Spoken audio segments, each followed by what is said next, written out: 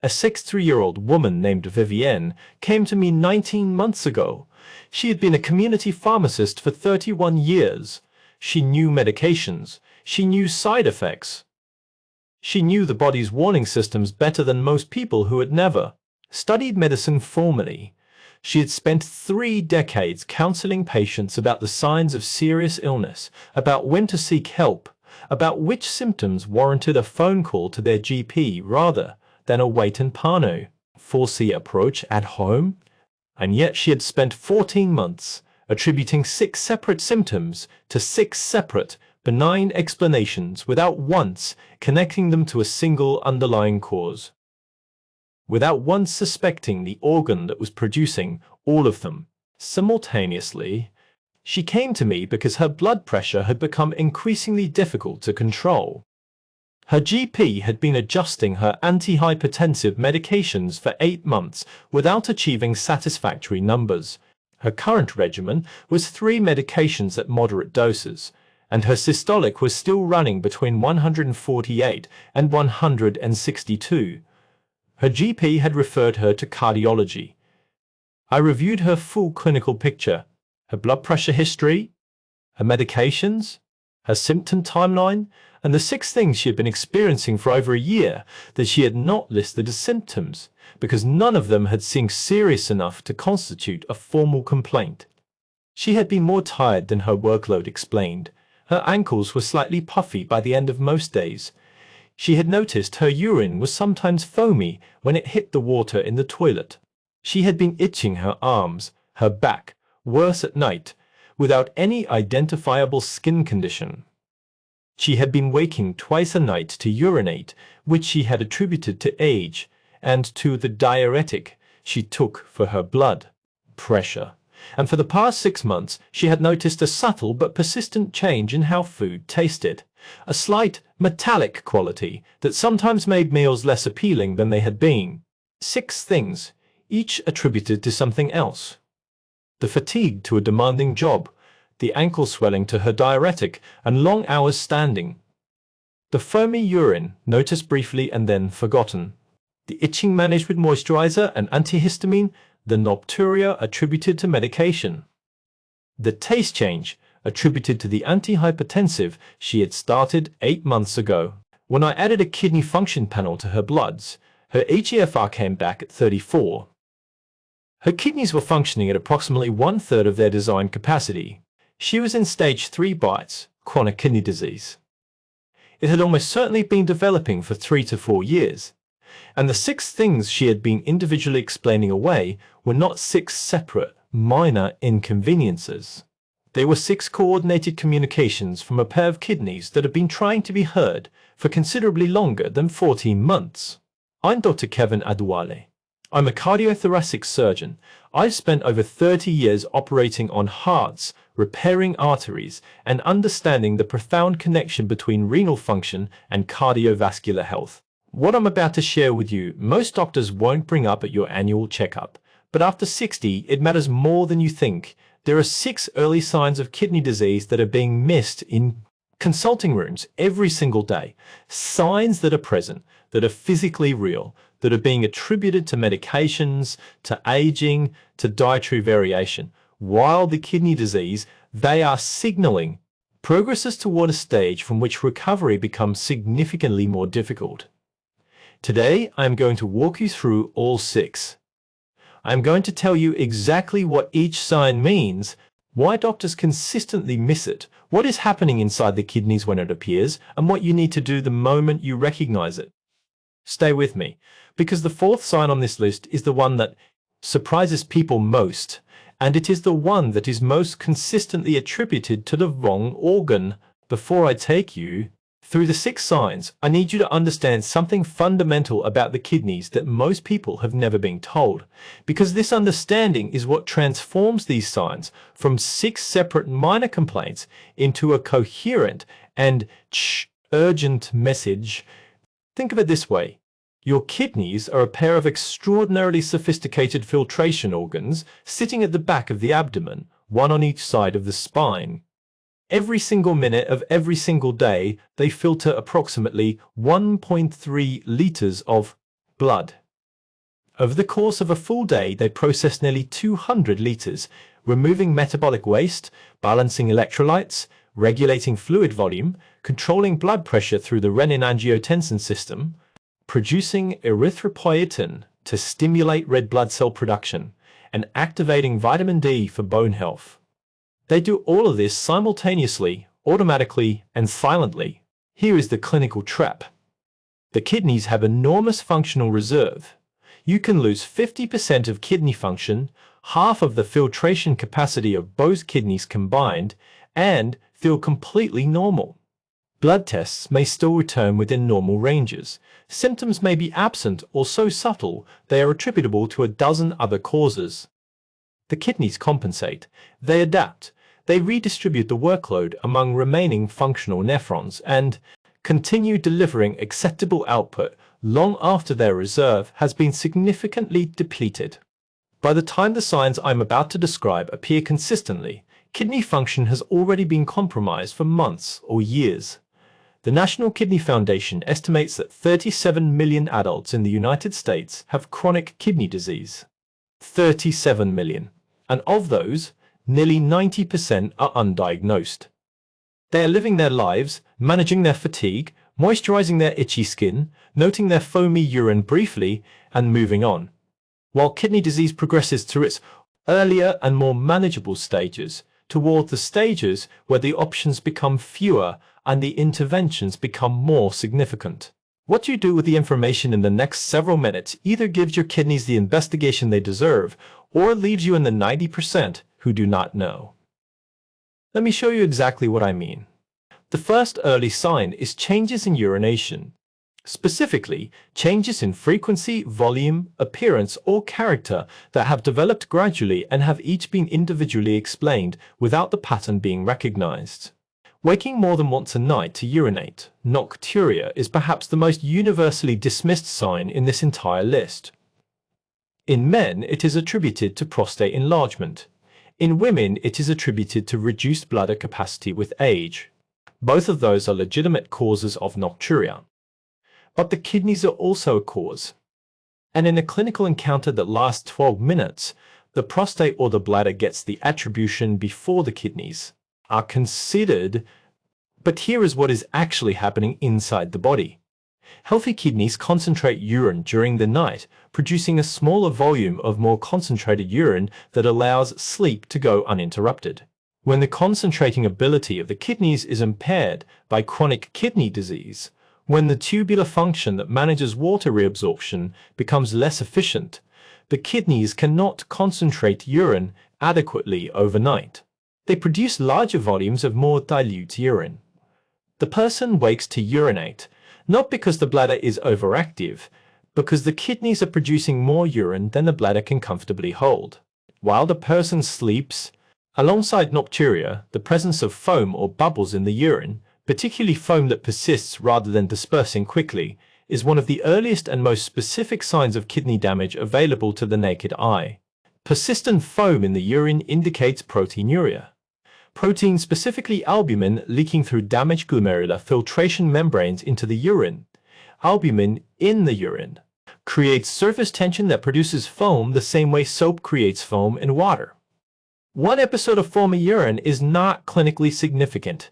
Consistent, persistent foam appearing regularly over weeks is the surface. Kidneys, showing you that their filtration barrier is failing.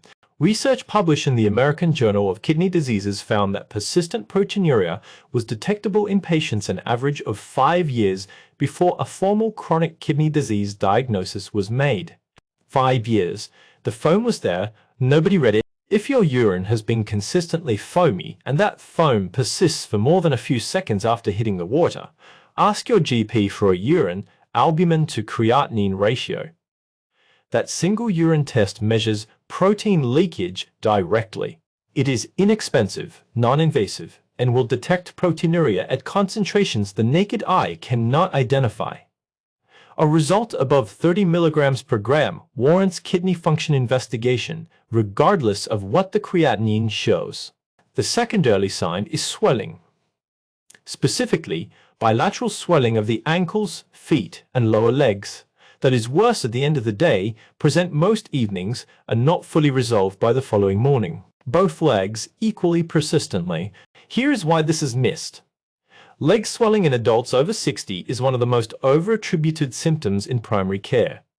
Venous insufficiency, heart failure, medication side effects, particularly calcium channel blockers like amlodipine, heat, prolonged standing, all of those are real common and frequently correct explanations, and because they are so commonly correct, the kidneys are rarely the first investigation pursued. But here is what is actually happening inside the body. The kidneys regulate sodium balance in the blood. They determine how much sodium is retained and how much is excreted. When kidney function is impaired, sodium retention increases. Sodium pulls water with it. Fluid volume in the vascular system expands beyond what the body can accommodate. That excess fluid distributes into the tissues, following gravity, to the most dependent areas of the body: ankles, the feet, the lower legs. The swelling that results is peripheral edema from impaired renal sodium excretion, and it is indistinguishable from the edema of venous insufficiency or mild heart failure on clinical examination alone. Additionally, and this connection is critical, when the kidneys are leaking albumin in significant quantities, blood albumin levels fall. Albumin is the primary protein maintaining oncotic pressure, the force that keeps fluid inside blood vessels rather than leaking into surrounding tissue. When albumin falls, fluid leaks more readily from all capillary beds.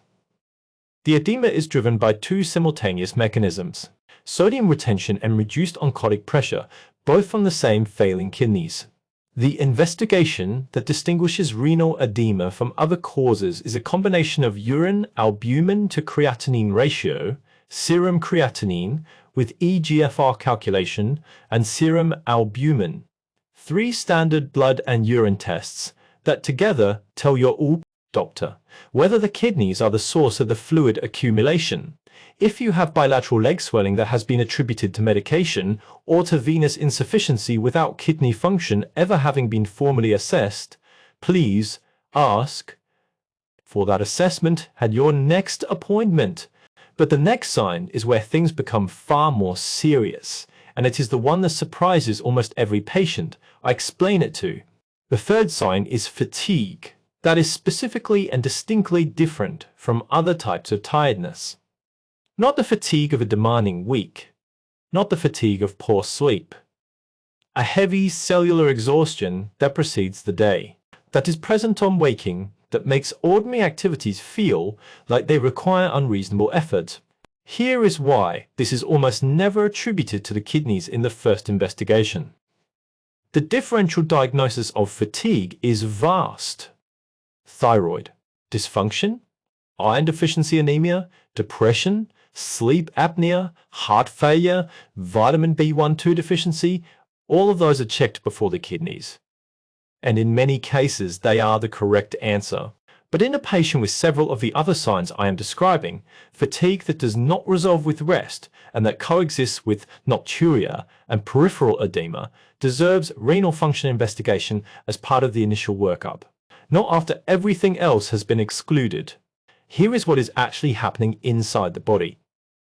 The kidneys produce a hormone called erythropoietin, EPO. Erythropoietin signals the bone marrow to produce red blood cells. When kidney function declines, erythropoietin production falls with it. Red blood cell production decreases. The blood carries less oxygen per unit volume to every tissue in the body: the muscles, the brain, the heart. The person experiences this as profound, unrelenting fatigue, not fatigue from overexertion. Fatigue from cellular under-oxygenation. This specific form of anemia, renal anemia, anemia of chronic kidney disease, does not respond to iron supplementation because the iron stores are adequate.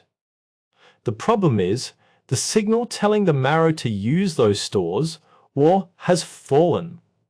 Treating renal anemia with iron is treating the wrong mechanism, and continuing to treat it as iron deficiency anemia delays the correct investigation of the cause. Simultaneously, As kidney function falls, the waste products that healthy kidneys would excrete begin accumulating in the bloodstream. Urea, creatinine, uremic solutes that affect the function of the central nervous system directly, producing cognitive slowing, difficulty concentrating, and what patients consistently describe as a mental heaviness or fog that accompanies the physical exhaustion.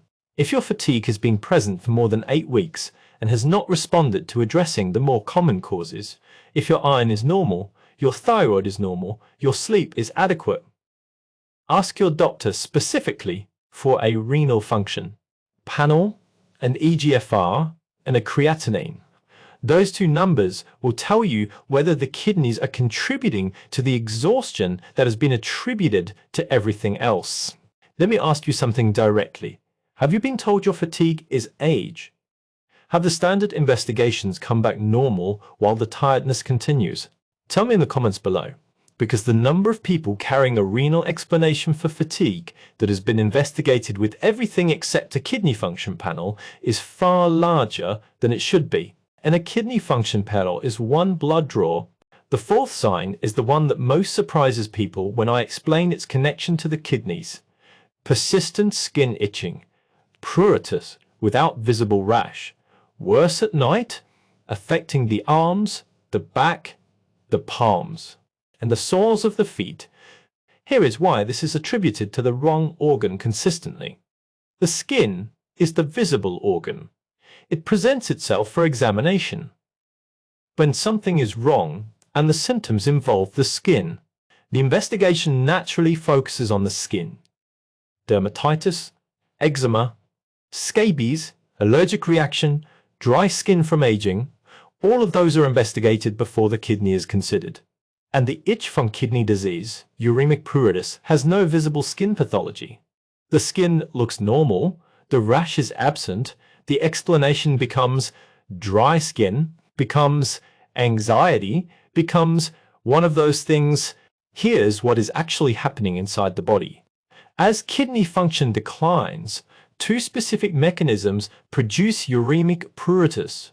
First, the accumulation of uremic toxins, the waste products to the kidneys, cannot adequately excrete in the bloodstream.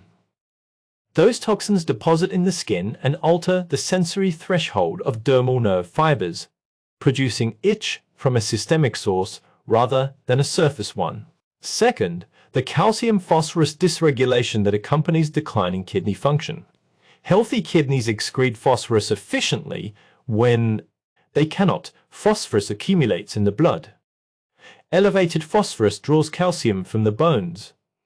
The resulting mineral imbalance, hyperphosphatemia with secondary hyperparathyroidism, deposits calcium phosphorus complexes in soft tissue, including the skin, activating the itch receptors from within the dermal layer. This itch cannot be reached by moisturizers. It cannot be adequately suppressed by standard antihistamines because it does not primarily operate through the histamine pathway. It operates through opioid receptors and substance P pathways that antihistamines do not block. The partial relief that antihistamines provide comes from their sedating effect, not from addressing the mechanism. Research published in the Journal of the American Academy of Dermatology found a strong and consistent correlation between chronic unexplained pruritus in adults over 60, particularly nocturnal pruritus affecting the extremities without visible skin pathology and underlying kidney disease that had not yet been formally diagnosed. The skin was the message. The kidney was the sender. Nobody was reading the envelope correctly. If you have persistent itching, worse at night, affecting palms and soles, without rash, not responding to antihistamines or moisturizers, ask your doctor for an EGFR, a serum creatinine, and a phosphorus level.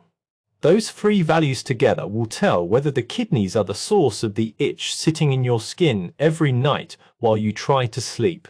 The fifth sign is one that lives in the face, specifically puffiness around the eyes, periorbital edema, that is most noticeable in the morning after lying flat overnight, and that reduces as the day progresses and the person is upright. A puffiness that the person has attributed to poor sleep, to the previous evening's salt intake, to allergies, to simply the way their face looks in the morning. Now, here is what is actually happening inside the body. The periorbital tissue, the loose connective tissue surrounding the eyes, is one of the most compliant tissues in the body. It accommodates fluid with very little resistance. When albumin is leaking through damaged glomerular membranes into the urine, blood albumin falls.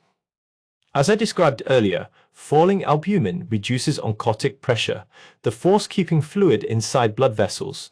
In the supine position overnight, fluid that would normally remain in the vascular system leaks into the surrounding tissue, accumulating in the path of least resistance. The periorbital tissue fills first. The face is puffiest in the morning after the longest period of lying flat. As the person stands, gravity redistributes that fluid downward toward the ankles, and the periorbital puffiness reduces. Through the day, that specific pattern, puffy eyes in the morning, that reduced by afternoon, accompanied by ankle swelling in the evening, is the gravitational fluid redistribution of nephrotic range proteinuria. It is not sleeping wrong. It is albumin leaking into the urine while the body tries to compensate by redistributing what fluid remains in its vascular compartment throughout the day. A study published in Nephrology Dialysis Transplantation confirmed that periorbital edema was present in a significant proportion of patients with newly diagnosed nephrotic syndrome, and that in the majority of cases, the symptom had been attributed to allergies or inadequate sleep for more than 4 weeks before a kidney function assessment was performed. If your face is consistently puffier around the eyes in the morning, and particularly if that puffiness accompanies ankle swelling in the evenings and any of the other signs I've described, please ask your doctor to include serum albumin and a urine protein assessment in your next blood work. The sixth sign is the one that arrives last and is dismissed most completely. A persistent metallic or ammonia-like taste in the mouth. A change in the way food tastes that has developed. Over weeks or months, food that used to be appealing becoming less so. A background taste that is not related to what has been eaten and that does not resolve with brushing the teeth or with mouthwash. Here is why this is attributed to everything except the kidneys. Taste changes have a long and familiar differential diagnosis. Zinc deficiency, medication, side effects, and this is the explanation that catches most clinicians because so many medications taken by adults over 60 do cause taste disturbance, dental problems, gastroesophageal reflux, dry mouth from antihistamines or antidepressants. All of those are correct explanations in their own right, and when a patient is already taking 3 or 4 medications, the taste change is immediately and almost automatically attributed to one of them. The kidneys are not on the list. Here is what is actually happening inside the body. As kidney function declines significantly, urea, a nitrogenous waste product that healthy kidneys excrete continuously, accumulates in the bloodstream. Elevated serum urea affects multiple organ systems, including the gastrointestinal tract and the salivary glands. Salivary urea is converted by oral bacteria to ammonia. Ammonia has a characteristic taste that patients describe as metallic, bitter, or ammonia-like. The taste is not from the food. It is from the mouth producing compounds that the kidneys should have cleared from the blood hours earlier. It is the kidneys failing to excrete urea expressing itself on the tongue. Additionally, the appetite suppression and taste aversion produced by accumulated uremic toxins is itself a protective mechanism. The body reducing dietary intake because the kidneys cannot process the metabolic load from a full diet. The taste change is the brain's response to a bloodstream carrying more waste than the kidneys can handle. Research from the Clinical Journal of the American Society of Nephrology confirmed that persistent metallic or ammonia-like taste was significantly more prevalent in adults with moderate to advanced chronic kidney disease than in controls with normal renal function, and that the symptom was among the last to be investigated for a renal cause despite being among the most specific to uremia in the clinical history. If you have had a persistent metallic or unusual taste in your mouth for more than 4 weeks that has not been explained by a medication review or dental assessment, ask your doctor to add a kidney function panel to your next blood test.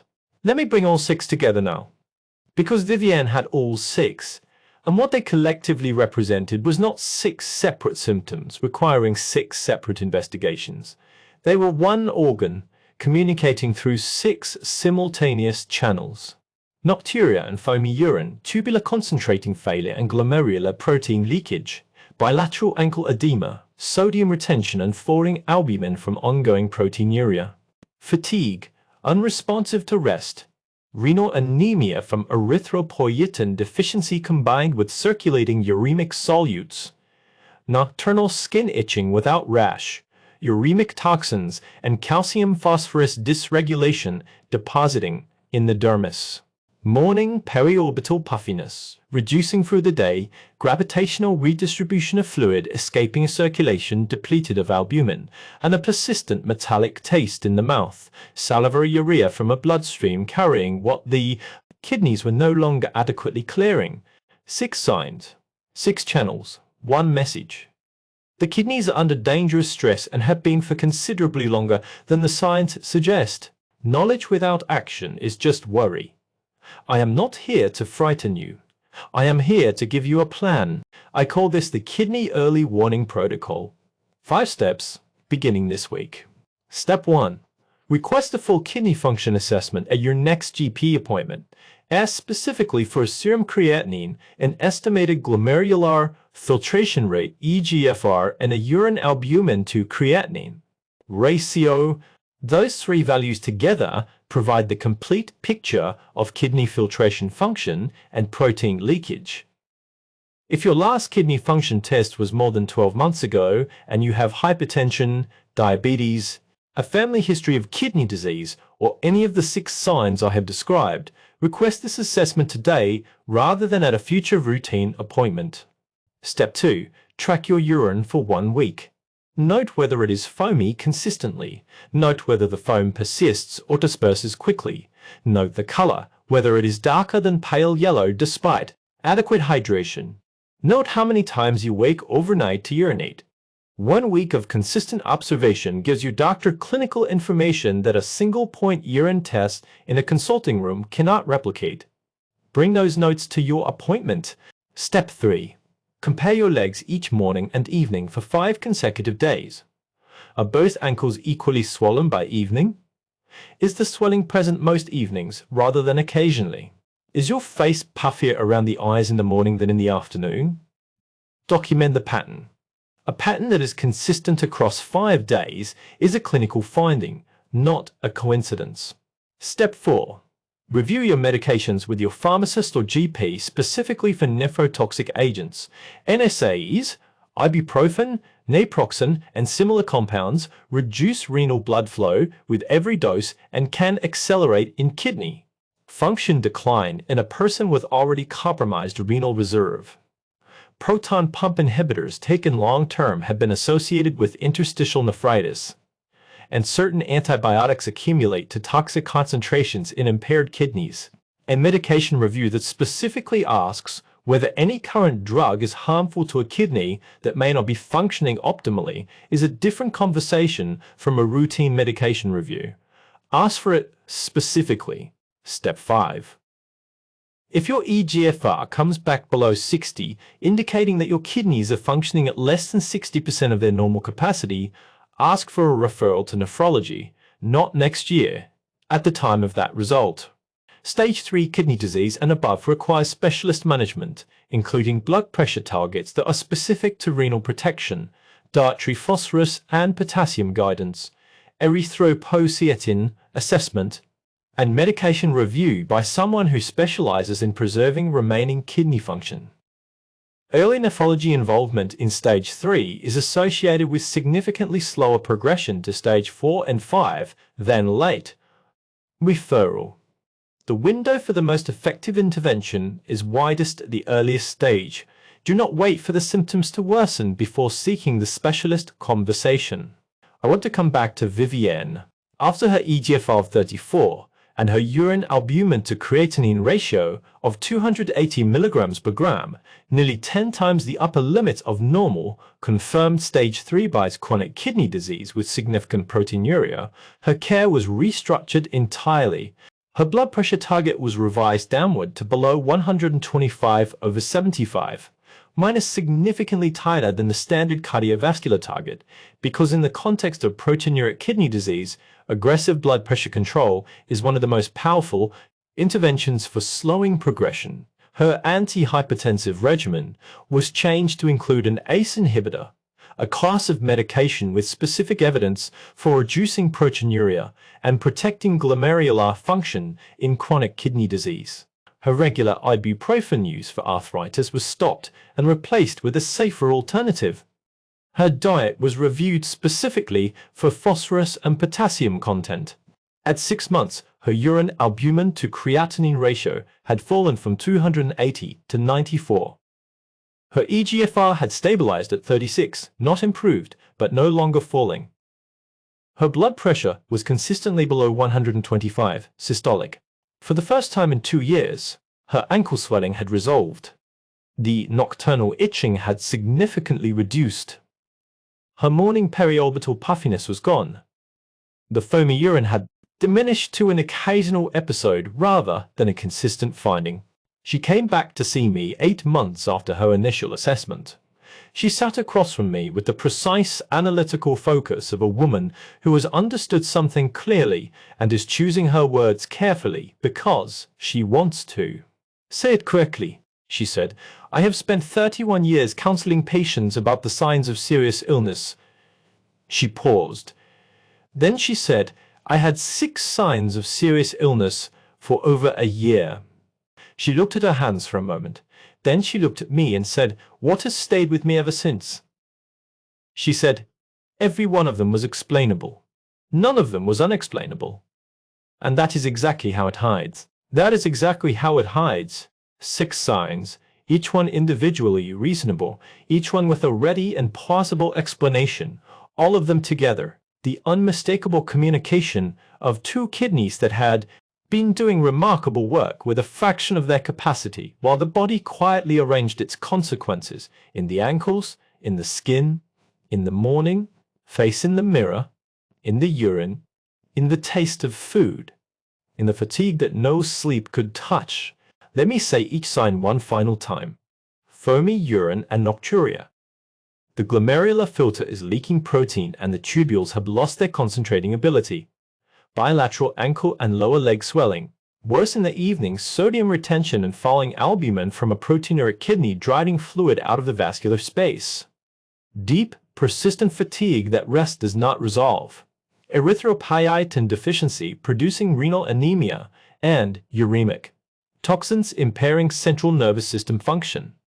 Nocturnal skin itching without rash, affecting the palms and soles. Uremic toxins and calcium phosphorus dysregulation, activating dermal itch receptors from inside the circulation. Morning periorbital puffiness that reduces through the day. Albumin depletion, allowing fluid to accumulate in the most compliant tissue of the face overnight. And a persistent metallic or ammonia-like taste in the mouth. For salivary urea from a bloodstream carrying what the kidneys can no longer adequately clear. 6 signs, 3 standard tests, eGFR, serum creatinine, and urine albumin to creatinine ratio. 1 conversation with your doctor. That is the distance between the 90% who do not know and the 10% who do. Which of these 6 signs are you recognizing in yourself or in someone you care about today? Tell me in the comments. I read every single one because those answers tell me how many people are living in the 90% without knowing it, and how many of them can move into the 10% with a single blood test and a single urine test requested at their next appointment. If this video gave you something that changes what you ask for at your next GP visit, share it. Not for me.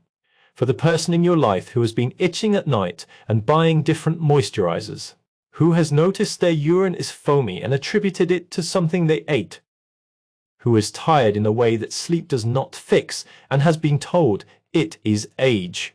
They may not know what the body is telling them, but you do now.